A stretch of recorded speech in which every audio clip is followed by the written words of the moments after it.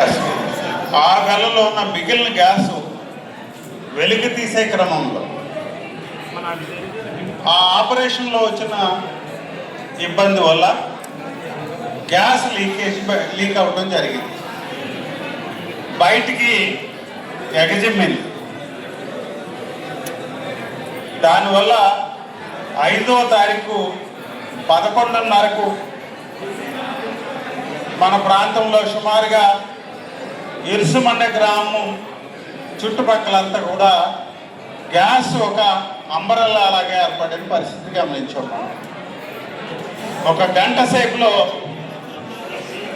అదృష్టవశాత్తు మంట రావడం, గ్యాస్ అంతా మంటలకి అంటుకోవడం జరిగింది. ఇది పగటిపూట జరగటం ఇంకో అదృష్టం. అది పొలాల్లో ఇళ్ళకి దగ్గరగా లేని ప్రాంతంలో జరగటం మరో అదృష్టం.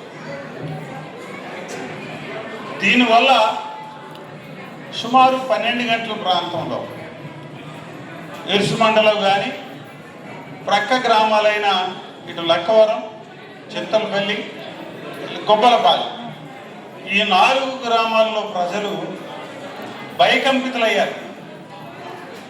చాలా భయపడ్డారు. ప్రాణానికి భయపడిన పరిస్థితి ఆ రోజు ఎలాంటిదంటే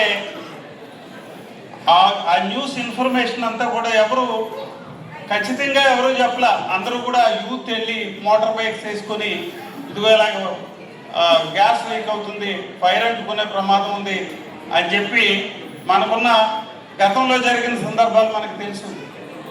నగరంలో జరిగిన అక్కడ మరణాల గురించి మనకు తెలుసు. అది దృష్టిలో పెట్టుకొని ప్రజలు భయకంపితులై ప్రాణాలు అరిచేతులు పెట్టుకుని పారిపోయిన రోజు.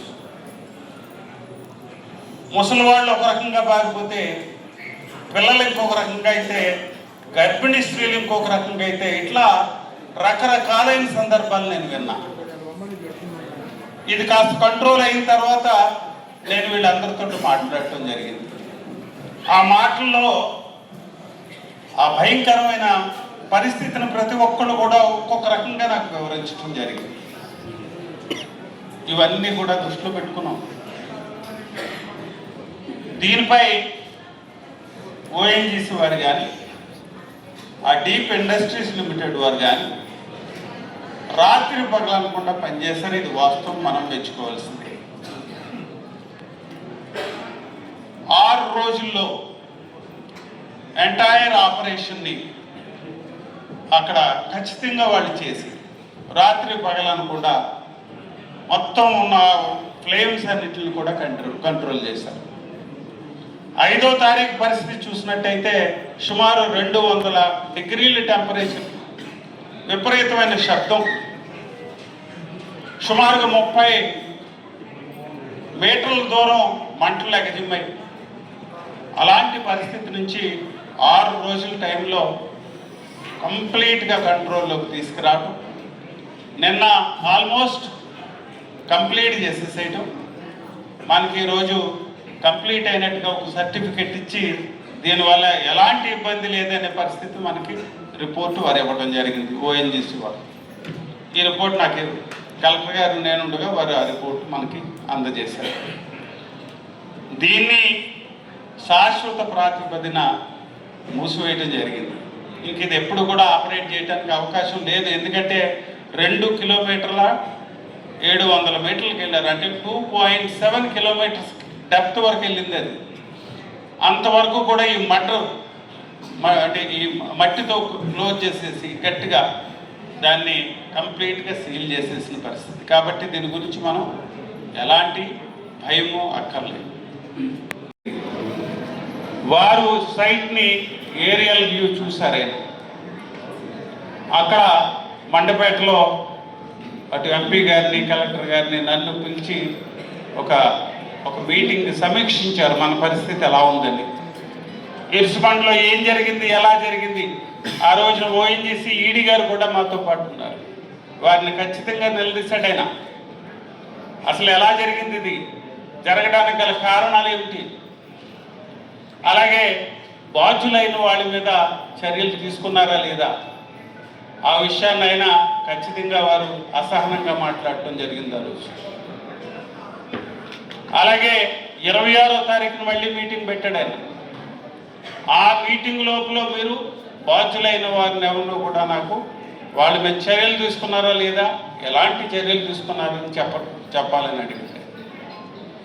అలాగే అసలు దీనికి కారణాలు ఏంటి, ఏం జరుగుతుంది, ఎందుకు ఇలా జరిగింది అసలు, ఈ విషయాలను కూడా ఖచ్చితంగా ఆయన క్షుణ్ణంగా సమీక్షించడం జరిగింది. దాంతోపాటు ఆ రోజు మరి ప్రజల బాగోగుల్ని ఏం చూశారు, వాళ్ళకి ఏం చేయాలనుకున్నారు, ఎలా చేయాలనుకున్నారు, దానికి సమాధానంగా అప్పటికే మనం ఈ 4 గ్రామాల్లో ఉన్న ప్రజలు ఎంతమంది ఉన్నారు, కుటుంబాలు ఎన్ని ఉన్నాయి, ఈ డీటెయిల్స్ మన దగ్గర ఉన్నాయి. సుమారుగా 6,300 మంది ఈ 4 గ్రామాల్లో మనకి కుటుంబాలు ఉన్నట్టుగా, హౌస్ హోల్డ్స్ ఉన్నట్టుగా మనకి రికార్డు ఉంది. 20,000 మంది 22,000 మంది సుమారుగా ప్రజలు, చిన్నలు పెద్దలు అందరూ ఉన్నట్టుగా కూడా మన దగ్గర రికార్డు ఉంది. ఈ వివరాలు కూడా వారి దృష్టికి తీసుకెళ్ళాం. వీరికి కొంత నష్టపరిహారం లాంటిది ఇస్తే బాగుంటుంది. ఎందుకంటే గత వారం రోజులుగా అసలు తిన్నారా ఏం చేస్తున్నారో కూడా అర్థం కాని పరిస్థితుల్లో ఉన్నారు.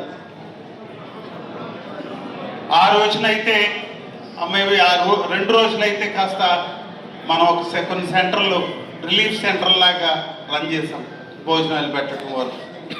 ఆ తర్వాత వాళ్ళు అసలు తిన్నారా లేదా అనేది పరిస్థితి కూడా ఉంది. కాబట్టి కొంత రిలీఫ్ ఇస్తే బాగుంటుంది, పరిహారం వారికి ఇస్తే బాగుంటుంది అనే ఆలోచన ముఖ్యమంత్రి వారికి రావడం, అది డిస్కషన్ నడిచింది. ఆ రోజు కార్యక్రమంలో సుమారుగా ఇవి అనుకున్న అంశాలు మీ దృష్టికి తీసుకొస్తా ఉన్నా. 4 గ్రామాలకి గుబ్బలపాలెం, ఎరుసుమండ, చింతలపల్లి, లక్కవరం, ఈ 4 గ్రామాల పరిధిలో ఉన్న కుటుంబాలకి ఎక్స్గ్రేషియా ఇవ్వాలి. అది ముందులో 3,000 అన్నాం, 6,000 అన్నారు, అది 10,000 రూపాయల వరకు ఇస్తే బాగుంటుంది అనేది ఒక ఆలోచనకి వచ్చాం. ఆలోచన ముఖ్యమంత్రి వారి గారి దృష్టిలో పెట్టడం జరిగింది. దానికైనా మంచిది 10,000 రూపాయలు ఇస్తే బాగుంటుందనే ఉద్దేశం ఆయన ముఖ్యమంత్రి గారు చెప్పడం జరిగింది. రెండవ అంశం ఏమిటంటే ఒక 50 కేజీల బియ్యం ప్రతి కుటుంబానికి ఇవ్వాలి. ఏదైతే కార్డులు ఉన్నాయో 6,300 కార్డుల వరకు ఉన్నట్టున్నాయి మన దగ్గర. ప్రతి ఒక్కరికి కూడా 10,000తో పాటు 50 కేజీలు బియ్యం ఇవ్వాలి.